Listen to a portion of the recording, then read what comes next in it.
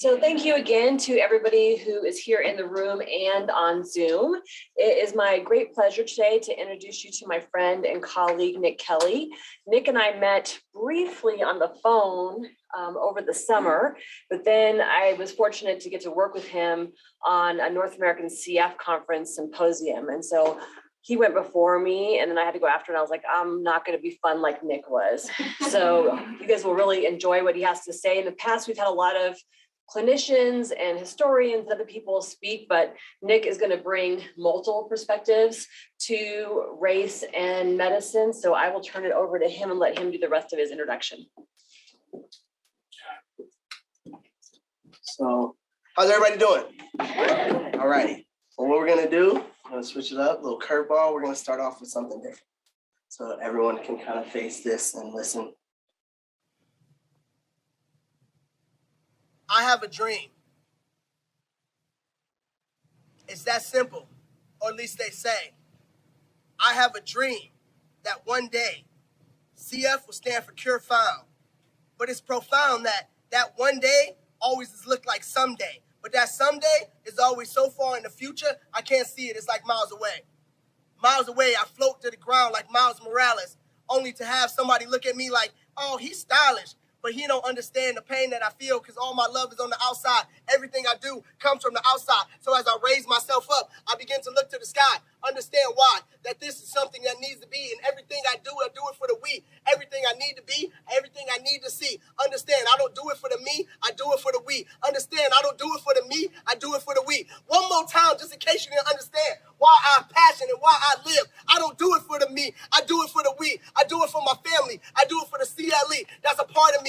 But understand, when I look at these people, they never get to see the insides of my outside. They don't understand with every breath I take, with every breath I take, with every breath I take is another moment for my lungs to quit. I'm sitting here looking at fate like, why did you choose me? Why did you put this pressure on my back? I understand that you thought I could be strong enough to carry and hold this pain. But me, I'm going insane on the inside. All I can think about is the day that someday CF will stand for Cure Found. And I find myself looking to the sky, asking myself, wondering why. Shall everyone and you can be. I do it for them. I do it for the we. I do it for my family. I do it for the people that I say breathe easy to. Understand that these people are part of me. Everything in my life I drive to be. I drive for thee. So when I say I have a dream, that means they have a dream. That means I have a dream. That means everything we can see. That means one day CF will no longer be bound by me. That I do not have CF. CF will no longer have me. Understand, my drive is what keeps me alive. And my dream is that sometime we won't have to talk about thee.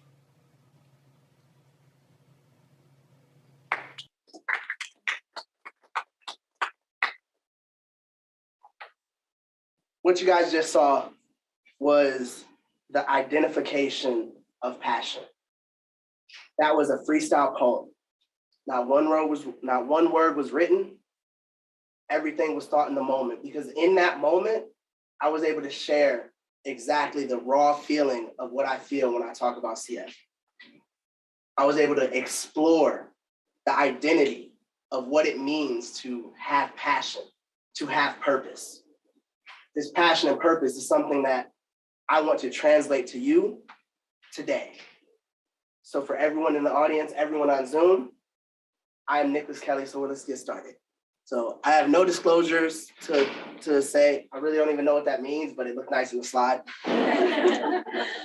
So today is what we're here for, the Black History Celebration, and I will be your keynote speaker.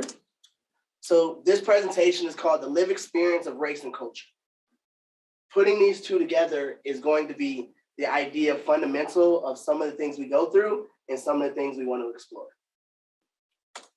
So Nicholas Kelly. So that's me. So who am I?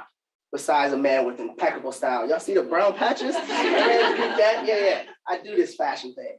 So these are some fun facts about me. I was born March 16th, 1987. I'm a Pisces. Any other Pisces? There we go. Team Pisces. There we go. So I was diagnosed at 3 months with cystic fibrosis. The interesting thing about my diagnosis is I was very sick as a child. Now, that is pretty much common and most people are. However, 35 years ago, they didn't think African Americans can have this disease. So as I continued to get sicker, no one would test me. And so it wasn't really no one who didn't know, because it was actually my mother who diagnosed me with CF. It was her who did the research, opened books. I know any young people, there's books, you read them, they go to libraries, it's crazy. So she was the one who was able to do the research, and she diagnosed me. Now, although I was too young to understand what that meant then, as I grew older, I understood that her ferocity, her tenaciousness, and her ability to advocate and learn was something that was implemented in me at a very young age. And that's what has helped me continue to progress in many different ways. So I was a high school athlete and college. So I did my undergrad at Bowling Green State University. I did my master's at Bowling Green State University. I actually met one of my best friends at Bowling Green State University. He surprised me all the way in the back. So that's my guy. Yep. So those bonds we have. And then I also did my internship at Bowling Green State University. So I'm a Falcon through and through, Falcons fly. And I'm a registered licensed dietitian. I have been that for more than a decade. So a little fun facts about Nick. Little fun facts, here we go. So I do have a twin sister. Her name is Nicole. No, we are nothing alike. I'm allergic to watermelon. I really enjoy telling people this, okay? So it brings me personal joy when I can go to a cookout and they go, would you like some watermelon? I go, no, I do not. They don't need to know I'm allergic, but it just makes me happy on the inside. If no one understands the joke, I'll tell you later. So I went to Paris, Italy, and Germany for my 18th birthday, and then again for my 31st. So that was a really exciting time because I love to travel. Travel is something that really fuels me. And actually, I will be going on another excursion here pretty soon to finish off my 50 states. So I have 45 of them down. And then I have an extra vertebrae. This one is only interesting because we have a saying at my hospital: if something weird happens, Nick happened. And then I'm gonna let y'all just read that one on your own real quick. Oh my God. I know, right? So we were playing a game of hide and seek, me and my cousin. And I'm like, this is gonna be a great hiding spot. He's never gonna find me. So I'm in there, I'm sitting here like this, and the door opens. So I'm like curled in the back. I see a blanket going, I'm like, yes, he didn't find me. She started the thing. I got a cycle and a half around before I had to push the thing out and just drag myself out like a scared dude, like, oh, let me out. And then she had the audacity to get mad at me. I'm like, you started the dryer with me in it, okay? Needless to say, that was a hiding spot I can no longer use. So I am more than just a diagnosis. So right here are some of the examples of things I've done. I was a professional dancer for 12 years. I did lyrical, hip hop, and expression. I am since retired because I have bad knees and bad ankles per my crutches over there. So I'm kind of stationary. I get the nice little hip turn. I am a poet, as you saw, and I'm also a speaker, and I'm an advocate. This was actually one of the CF events. I'm a photographer. This is one of my favorite pictures I took of my little niece when at her quinceañera. So, and then I'm also a DJ. So anything in the arts world, I've probably tried or I've done. I am so passionate about the arts because they're a way to fuel. And passion, to me, having passion is the single greatest thing a person can have. And we'll kind of explore that idea in a second.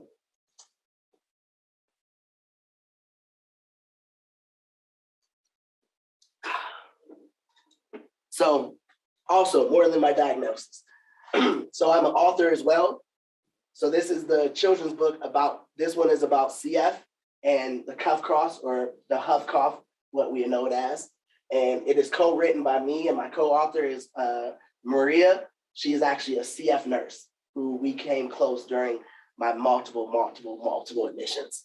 And so this is the first book. It's actually a book of a 5-part series. So book 2 is actually on its way. So the title of that one will be The Adventures of Miss Messy Susie Magoo and Her Respiratory Therapies. So this is just one of the examples. That's on Amazon. Shameless plug. Okay, so understanding diversity, equity, and inclusion. On its own, these words are strong enough to stand as their individual legs. because they have power, because they have strength. However, when you put these words together, diversity, equity, inclusion, DEI, you not just have strong words, you create a strong dynamic. You create a strong community.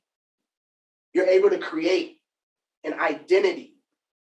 You create the opportunity for something different, something better, something improved. Because I'll be honest with you, before NACFC, that was November, I had never heard the words diversity, equity, inclusion used together. That was something I was new to. I had the experiences, personal and professional, some will look at, but I never knew it had a title. I never knew there was entire people, entire departments working, so that statement we will continue to have, but how we use it will be different. The hope is that DEI will continue to happen, but it will be happen willingly. It will be happening with the understanding that this is something that is not only taking place for the one, the individual, for the two, for the three, it's happening for everyone across the board, across all areas. And not just healthcare, in your daily life, in your work life, in your house life, your party life, whatever life you may have, DEI can sit in that space because it gives you an opportunity to learn more, educate more, and do more. The power in those words comes from the power in the people who empower those words. The power in those words come from the people who empower those words. So, professional experience.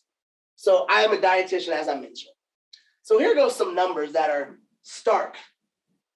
My profession is 92% female. Of that, 80% white.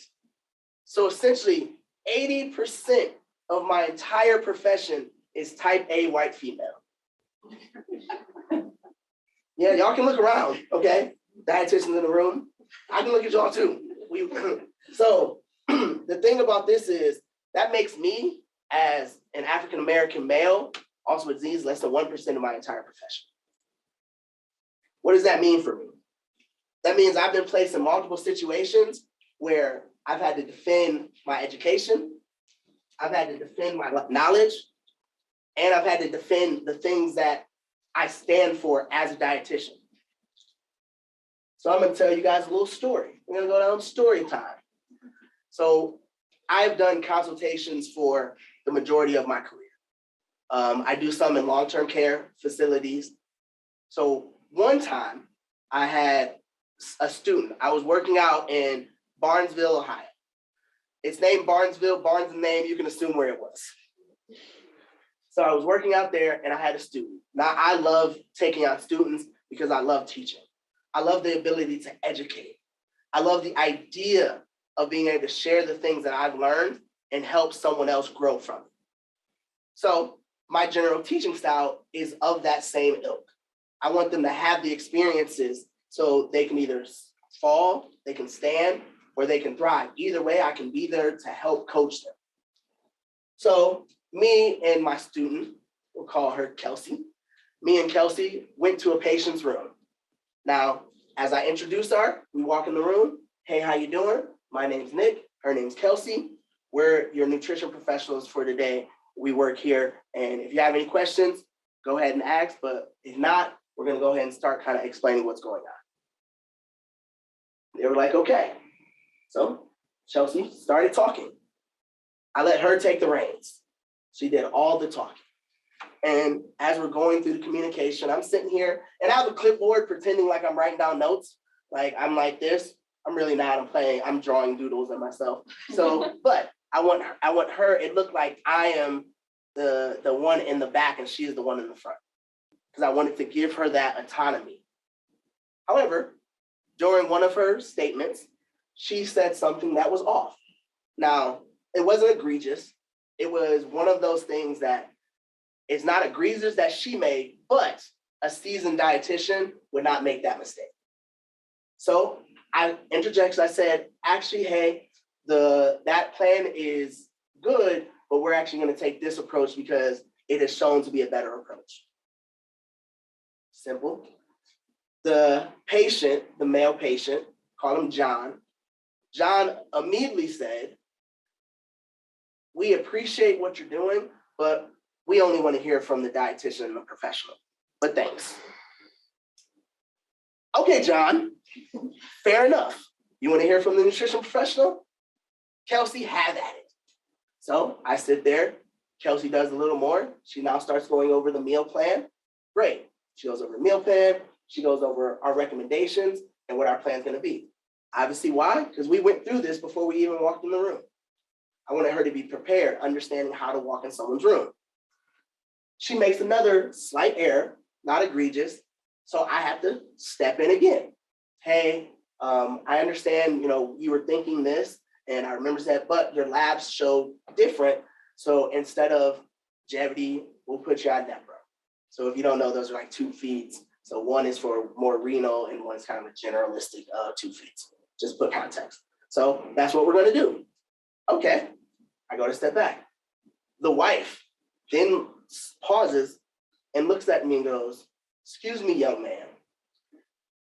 My husband is very sick. We've asked you once. We only want to hear from the nutrition professional and dietitian. If this happens again, we will ask you to leave.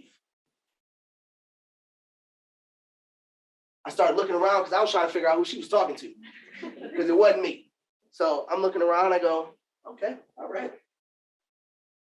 So this is what the plan of care is going to be. She goes, okay, that's it. I said, you know what? My apologies. I actually am the dietitian. This is my student, Kelsey. And I stood there. And as a pin dropped of the cricket and what they would call the awkward silence. This has happened to me more times than I can count. I didn't need this experience. I've had it, I lived it every day. You know who did need this experience? Kelsey. Why did Kelsey need this experience? Because I needed her to understand that these things happen. Because a lot of times, people don't believe these things happen when you tell them unless they see it for themselves. I needed Kelsey to see how I would handle this as the professional. I could have turned up on him. I could have checked him and said, well, look here, player. Actually, if this is what you want to get down with, I could have did that. I didn't. I chose not to. But all these could have been options I did. I could have left. Said, hey, Kels, have at it when you come back, things. All of those could have been options, but that wasn't an option I chose because I needed Kelsey to understand. I wanted her to be able to go, wow, he really handled that. What do I do? I'm so uncomfortable that this is happening. Good. As one of my friends said, it's okay to make them a little bit uncomfortable. That's one of the goals.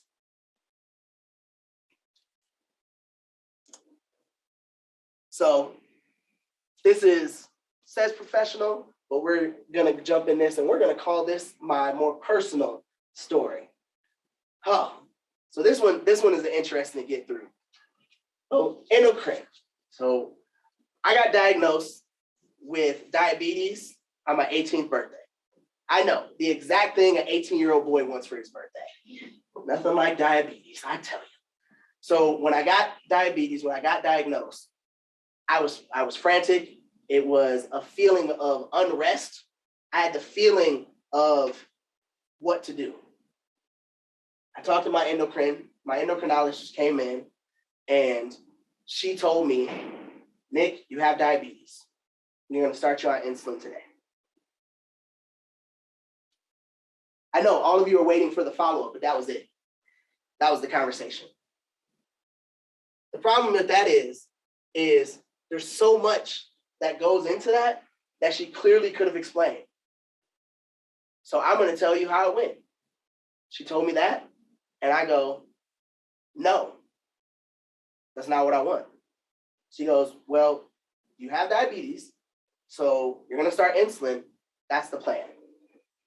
And she left. Now, this comes with so many opportunities for growth, and I'm going to go through them. The the very second one. In my community, growing up, when you heard and talked about diabetes, you heard the term, they got the sugars. That's what you heard. So when you had the sugars, what you understood was, if you got insulin, you had the worst kind of sugars. And if you had the worst kind, what happens there? You go blind and you're gonna lose a foot. So at this moment, I'm going blind and I'm losing my feet. I'm trying to dance. Look, 1 foot Nick is not meant for dancing, okay?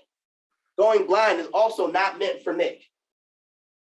So I'm in this thing freaking out because what I grew up on is what I know. I'm 18 years old, and this is how it was presented to me. This is the information that was given with zero cultural understanding, references, or even basic clinician behavior as a conversation. Now, adherence. So how do you think that adherence went? The answer is not great.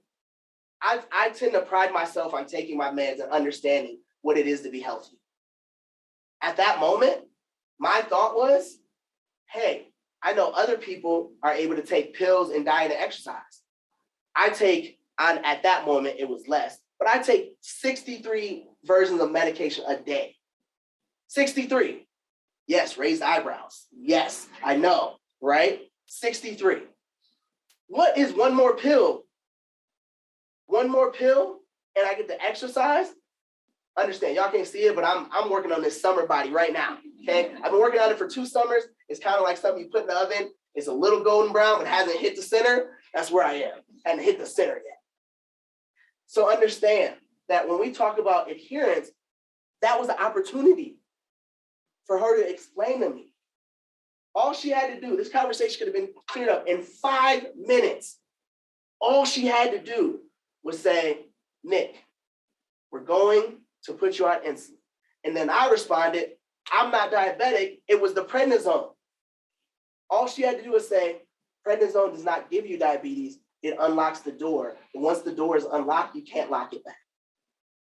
Oh, that sucks, but I understand. Nick, what about the diet and the exercise and the pill?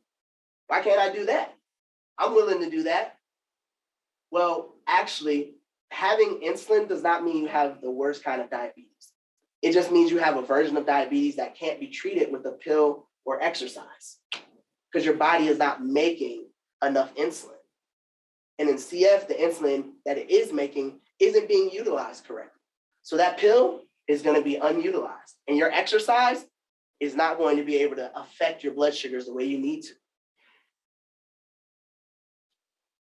That might have been less than 5 minutes. Less than 5 minutes would have changed my entire trajectory of this diabetes disease. Because what did I do? I didn't take my insulin. Why? Because I thought I would be able to bully and coerce my way into getting the care and treatment I thought I deserved. That's what I wanted. I wanted the care I thought I deserved, the care I was supposed to receive from the clinicians who were there to help me, who did not. It got to the point where this clinician would come in my room and I would hide behind a door so she wouldn't think I was in the room. That's where it got to. This same clinician wrote a letter to the disability board, and it said as follows: Nicholas Kelly is not disabled. Nicholas Kelly does not want to be healthy. When given the opportunity to be healthy, he chose to not adhere to it. Nicholas Kelly is not disabled. He's just making a choice to not want to be healthy. That's what she wrote. I was denied disability for 5 years because of that sentence. 5 years because of that sentence. And the irony of that sentence didn't have to happen because all she had to do was give me one sentence.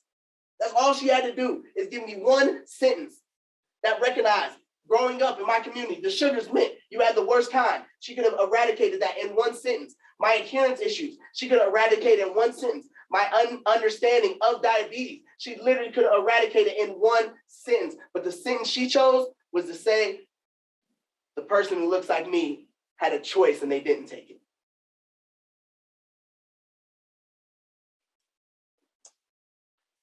So one of the things that I find is so important, is so very important, is when we go through DEI, when we go through this training, when we go through these conversations, what's important? What do you think is important? That's a question I'm asking, and I want you guys to think about it. Because at the end of my presentation, I want answers.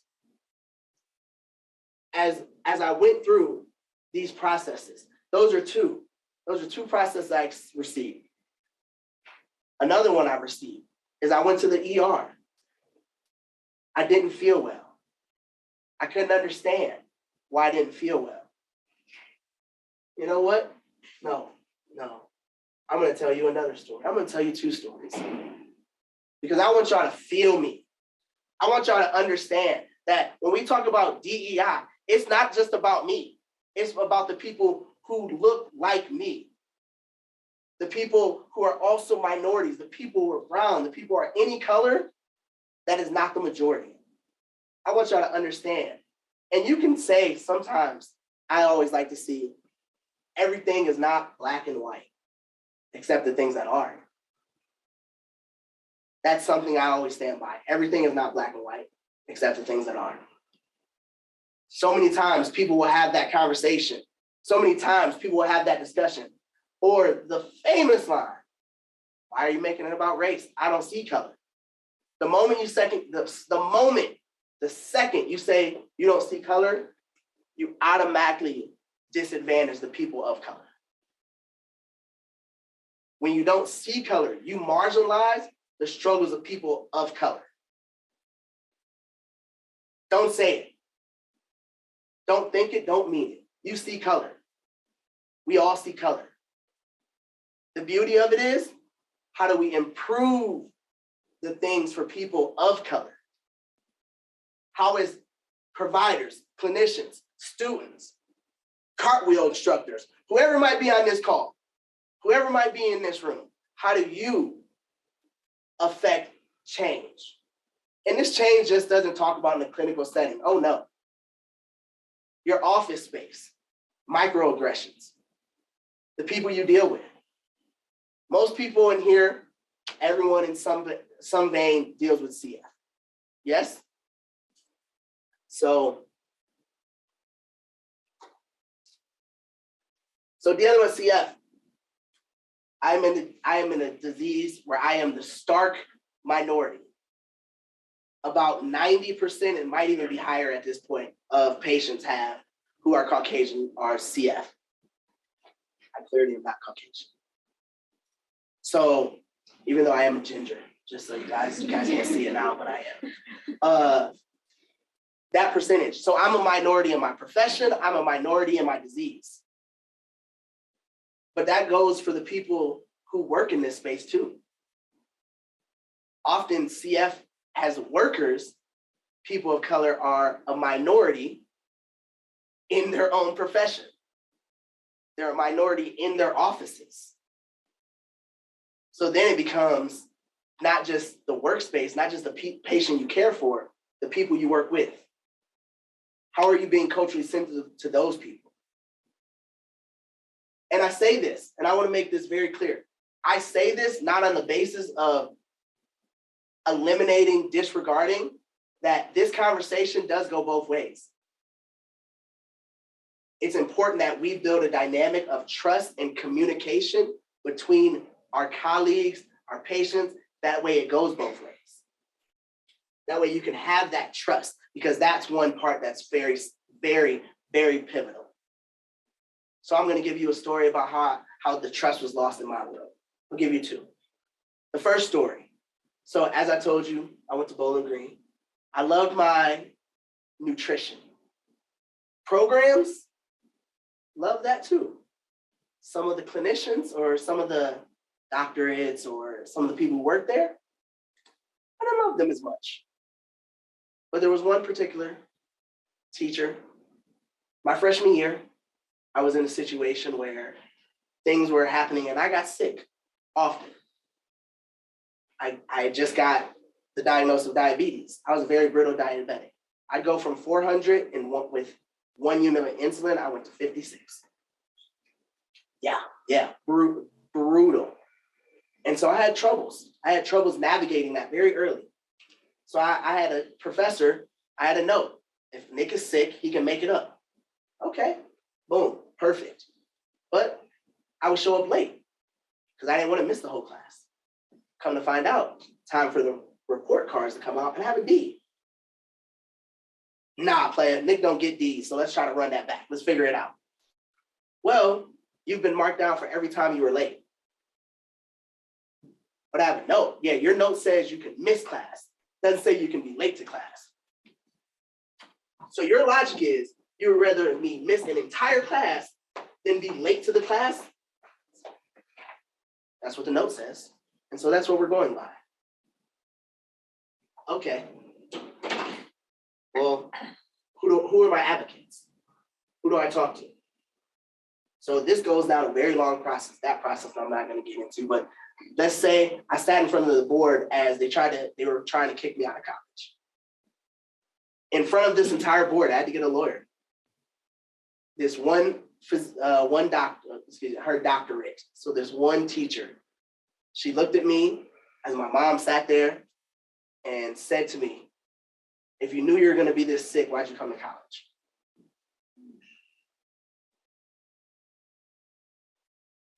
Because I wanted to be smart. I don't have a real answer for that. Who does? Same professor I had a nice little run-in with a couple years later. Now, I'm a very laid-back guy. You know, kick your feet up. I don't even really take notes. I don't like it. It distracts me. However, as I mentioned, in my profession, the type of people in my classes, as I mentioned, very type A, this is the way things go. I am outside of that mode in every possible way. So when I do well in classes, everyone wonders why. How can Nick be doing this well in classes? He doesn't seemingly take it serious. He doesn't take notes. He's cheating.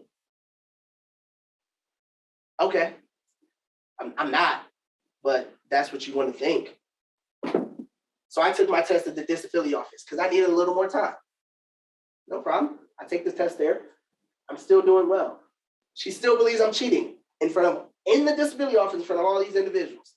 So you know what she made me do? She made me take the test in her office. Okay. There's no rules against it as long as I get the extra time. That's fine. So I'm taking it in the office. I know you guys are waiting pins and needles for this punchline, but it's worth it, I promise you. So I'm waiting. I'm taking this test in the office. However, that was one of the Agent Orange days. If you're unfamiliar with Agent Orange, it's what us CFers call like that greasy stool. Agent Orange. Yeah. It was one of those days. That's where you're in and out of the bathroom, what feels like every 4 seconds. So I'm in and out of the bathroom. I have to go to the bathroom. One thing my mom always told me when I was younger, never let anyone not let you go to the bathroom. If they say you from a kid to an adult, we'll figure it out if they have something to say, go to the bathroom. So, So what do? I need to go to the bathroom. She then tells me I'm cheating by going to the bathroom so often. So she has a bathroom in her office. Tells me I can go to that bathroom. A toilet's a toilet, player. So cool. But because she didn't believe I could do well on this exam and I was cheating, she sat there in front at the top of the bathroom and watched me go.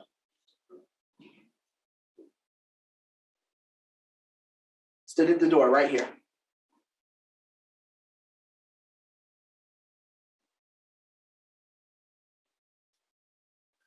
Yeah.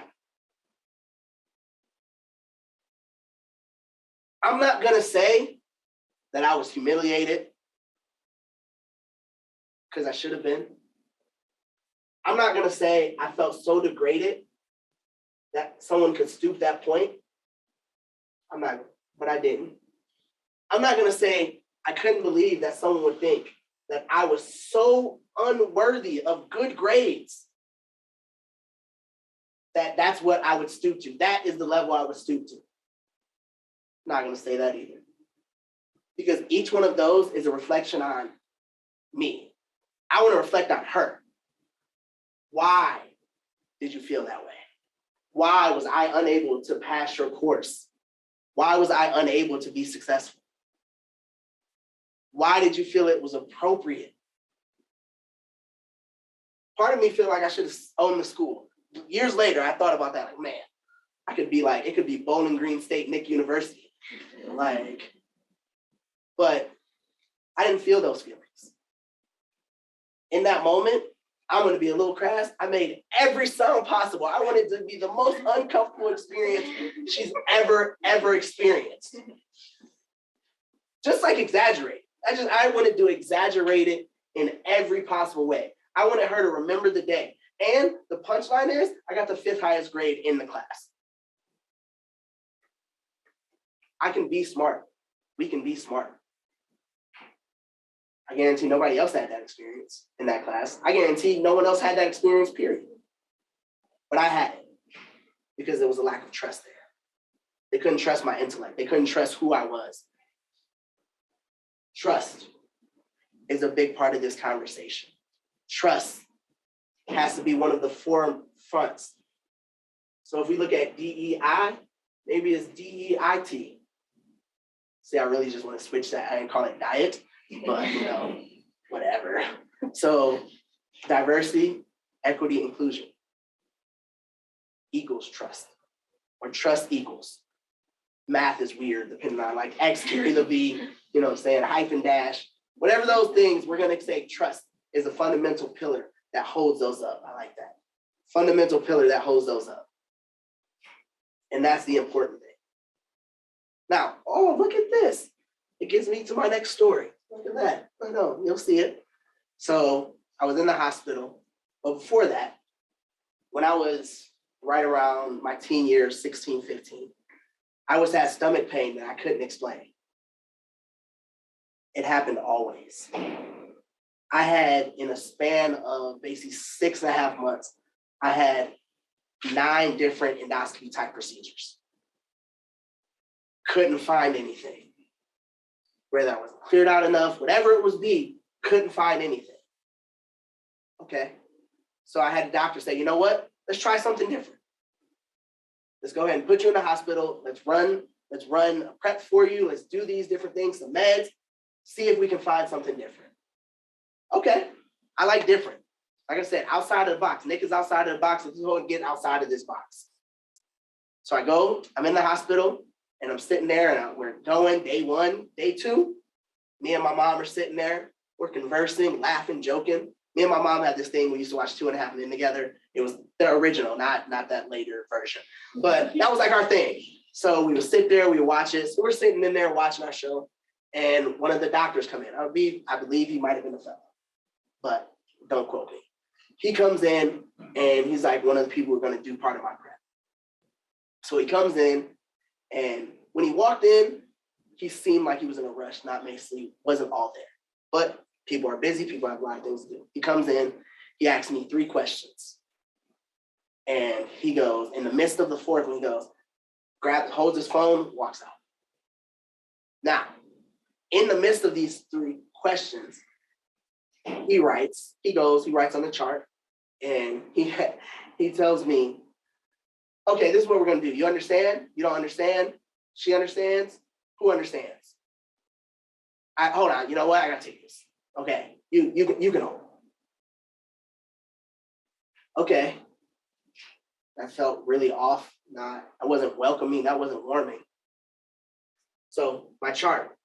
I'm sitting on the bed. I'm going to paint this picture for you. Here goes the bed. Here goes my seat. There goes my mom. There goes the chart. Now, I never had any thought or desire to look at my chart before. I always thought it was forbidden fruit. Like I couldn't get in there. So I looked at it, I set it there because something that day, I said, Ma, hey, can I grab my chart? She goes, it's your chart, son, you can grab it. Okay. Grab my chart.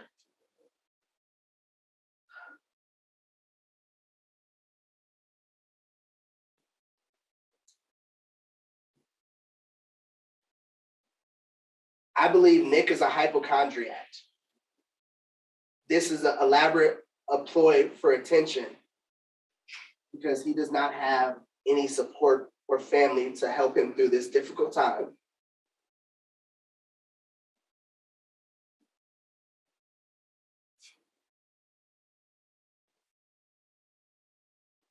I was crushed. I was crushed. I couldn't believe the person who was supposed to be caring for me, the person who was supposed to have my best interests, the person I was there for help, could dismiss me so fast. Not only did he write it as he wasn't listening. More importantly, my mom was sitting right there. I've always had support. And even if she wasn't there, somebody was there. And if not, I can support myself. But no, he chose to make sure he put something on my chart that would stick with me for years. It took me years to get that out of my chart. Everywhere I went, I was labeled a hypochondriac from then on.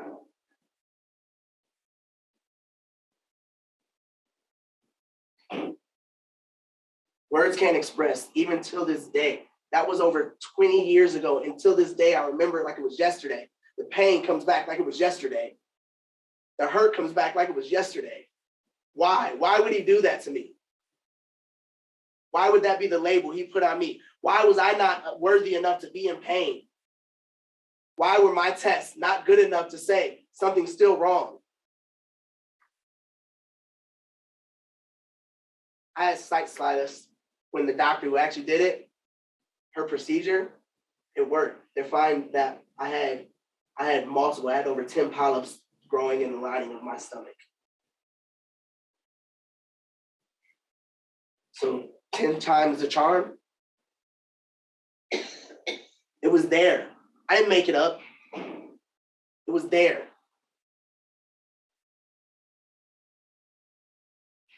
But that's the thing.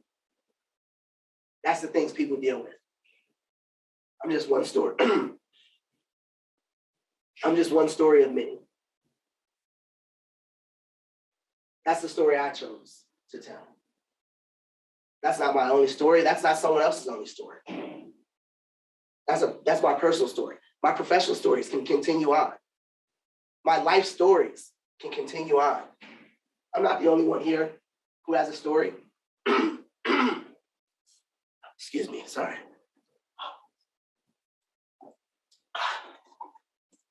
Like, y'all trying to get me in my feels up here, okay? I was supposed to be fun. So maybe I'll do a little 1, 2. There we go. Stop playing with me. There we go. There we go. Yeah, okay. I'm back. I'm back. All right. Whew.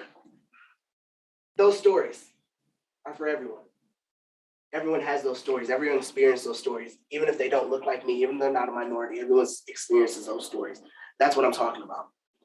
Those are the stories I'm talking about. Those are the moments. The moments. Kind of sounds like that come into the movie, like Coming Today. Moments. Yeah, it felt very boastful. I liked it. But those are the interesting moments. Those are the things that people have. Those are the things that people go with. DEI. Together, they're built. They create that community. They create that opportunity. They create that culture. They create that conversation. But it's built on that trust factor. So people often ask, what can we do? You've told all this. What can we do? How can we improve our DEI? How can we be a part of the solution? So one of the biggest things, the first thing I will say is, I'm going to give an analogy. So we've all been to a house party before. Hopefully, if not, come to Cleveland. You know what I'm saying? We set you up right. We do killer house parties. We get it in.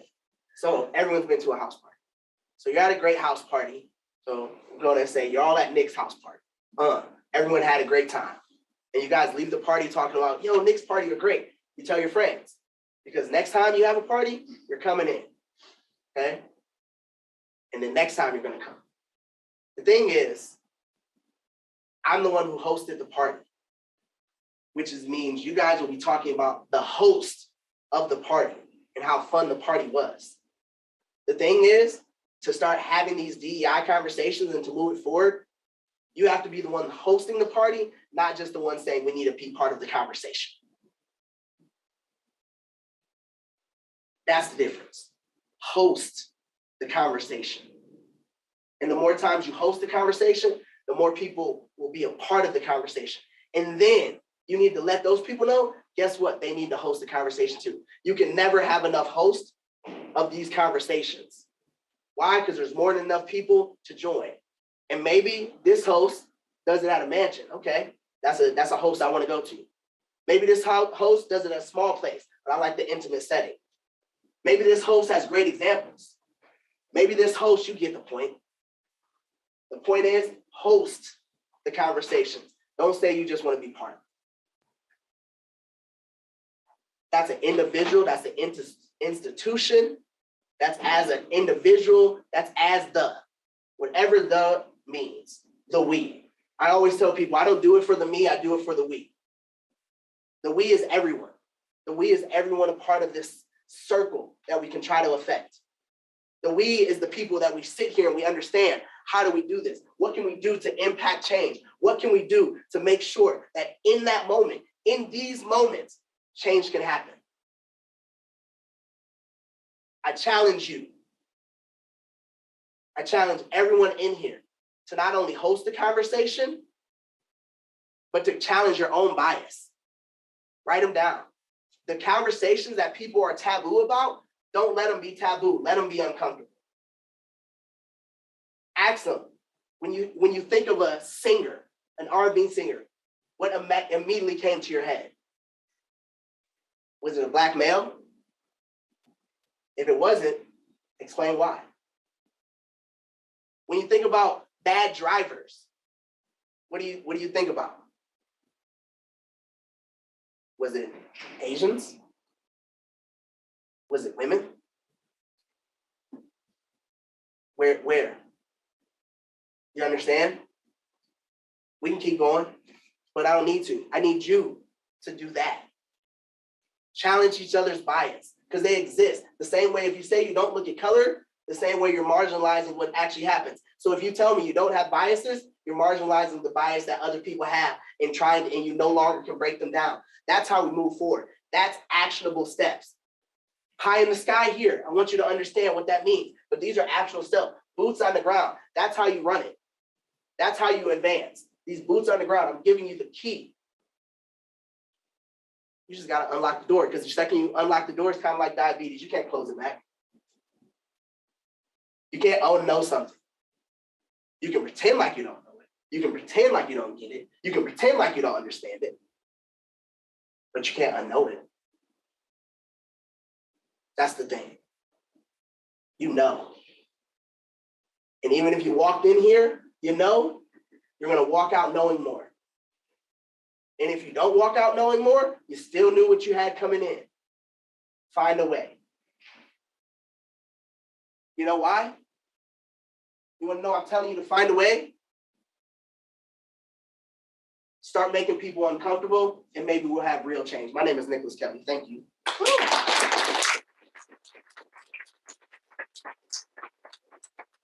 Few minutes for questions. I'm going to try to open the chat. Anybody in the room have questions for Nick? Yes, question. Thinking about the story that you said when you had your student who led the discussion about someone's nutrition plan. Have you seen instances, at least hopefully now or like in the future, where you see that they actually interject to correct the person who's discriminating against you? I have. So I have had experiences. The question was, have I seen moments where the student would interject? And I have. That same student did interject another time because she understood. I've had students understand what it's like to be in those dynamics, so they have interjected. I just try to be mindful. I let them be mindful of how they interject, because I don't want it to come off as brash or aggressive, because then that'll help lose some of our credibility. Any other questions? Mine's a little bit more vague. Thank you for the talk. It was a great conversation to have. I appreciated the analogy about the host. I think where my thoughts go is like, how does the host ensure that they're not confusing their alliance, their empathy with identity and experience? Because then I think about other like the white savior complex that sometimes is a little bit of a threat to people of color, minorities. Right. And so obviously, where am I going with this? I just think that the host analogy is interesting, but again, like being Latina and Hispana, I think about like, how do I bring this conversation up with people with, like you said, making them feel uncomfortable, because that's what probably will start for the change, but also ensuring that they're not, like, I don't know what it is to be a Black person. You know Okay. what I mean, but Great question. So essentially, the premise of the question is, when you host the conversation, how do you host the conversation to people who are different, and thus putting them in a position not only make them uncomfortable, but to have the appropriate conversation? And the key to that is hosting the conversation. I know that seems circular, but I'm gonna explain real quick. So when you have the conversation, when you host the conversation, say 3 people come, right? All you need is one. If you have a room, if everyone affects one person they know, just one person they meet, they know, everyone, that's 1 billion people affected. If only you have to affect is one. So when you have the conversation, you want to host it by saying, not only is this a safe space, this is a space where I want people to feel uncomfortable. I want someone to ask me the question that they normally wouldn't ask somebody. I want them to say, hey, do you really not like fried chicken, or is that not a thing? And I can say, well, historically, the reason people love things like fried chicken, grits, chitlins, is because they were based on the scraps that slaves had to eat. And yes, I know the word slaves becomes very uncomfortable. It's like, oh, that was 400 years ago.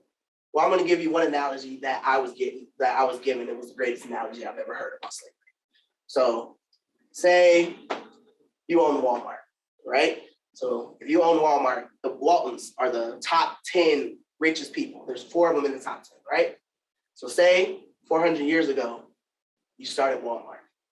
And as you built Walmart, you got 400 years of free labor that you didn't have to pay anyone. How rich would you be? Right now, like I said, the Waltons, 4 of the top richest people in the world. And they actually had to pay employees. So if you spent 400 years working at having a Walmart that you didn't have to pay anyone, how much money would you have? Enough where your kids, their kids, they kids, they kids, they kids, their cousins, their aunties, their moms, they generational, that generation, all would have enough money to thrive. So please don't tell me ever that slavery doesn't affect today.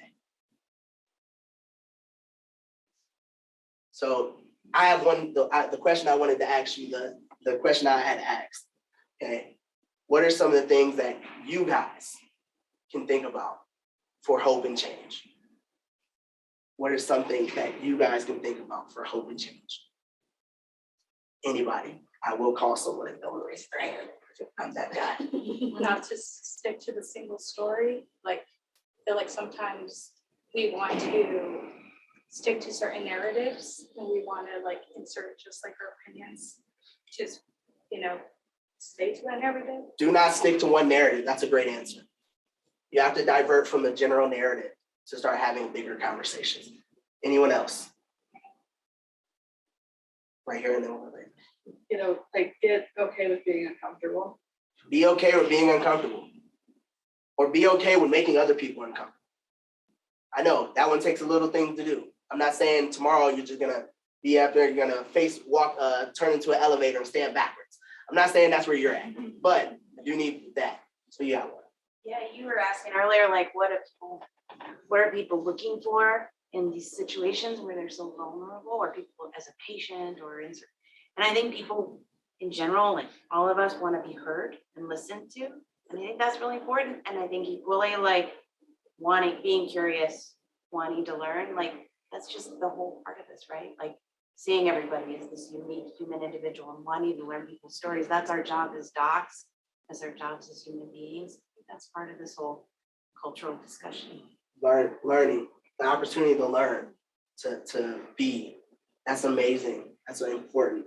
Because what people don't realize is, whether it be DEI, bridging the gap between clinician and patient, finding those things increases passion, purpose, and productivity. 3 P's: passion, purpose, and productivity. Those 3 P's. Those are what impacted by good DEI. Those are what's impacted by listening to your patients, listening to your friends, listening to your colleagues. Passion, purpose. What's the last one? Come on, somebody. Productivity. There we go. Someone was listening. Passion, purpose, and productivity. Those are the 3 things. And I think here we need to be persistent. So if we could add a P. Ooh, look at you getting saucy with a P. Getting saucy with a P, persistent. Okay, I like that. So that's what it is. We have to be persistent so we can achieve passion, purpose, and productivity. Excellent. Are there any more questions? I think we have time for one more.